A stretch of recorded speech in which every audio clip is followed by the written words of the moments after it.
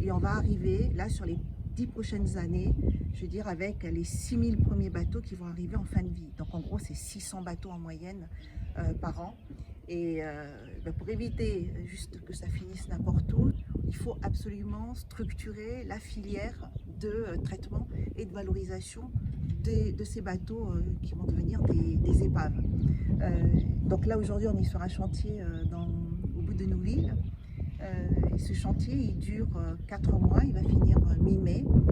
Et ce chantier permet en fait de modéliser et de préfigurer cette filière. Donc il y a 16 bateaux qui ont été enlevés évidemment de l'eau et qui ont été confiés à une entreprise qui a été créée il n'y a pas si longtemps que ça, 2017, et qui là en fait démantèle complètement les bateaux dans le respect évidemment des matériaux. Certains matériaux sont dangereux et ils sont ensuite triés pour être recyclés, revalorisés, traités.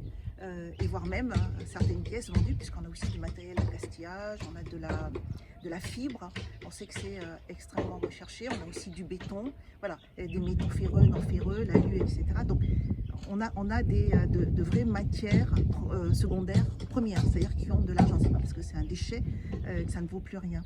Et à travers cette filière, eh bien, c'est d'arriver à évaluer aussi les moyens humains qui sont nécessaires, parce que derrière, eh bien, c'est aussi l'émergence de filières de formation avec du personnel bien souvent éloigné de l'emploi et qu'il faut former et qui vont se professionnaliser pour pouvoir répondre à ce gros chantier qui nous attend. Donc là, c'est vraiment pas simplement de la conscience environnementale, c'est aussi du développement économique, c'est de l'économie circulaire et c'est aussi de l'insertion et de la création d'emplois.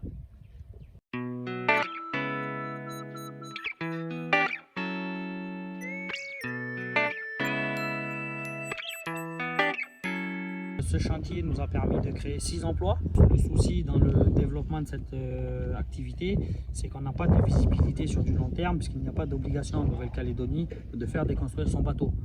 Donc là, c'est la province sud qui est à l'initiative du projet pour mettre justement la filière de déconstruction et de retraitement des navires hors d'usage, NHU, en place, au même titre que le traitement des voitures hors d'usage, et qui nous permettra, je l'espère, sur du long terme, de pouvoir pérenniser les emplois et créer en partenariat avec le lycée du Mont d'Or et l'ADEF et les centres de formation, des nouveaux métiers adaptés aux filières en question.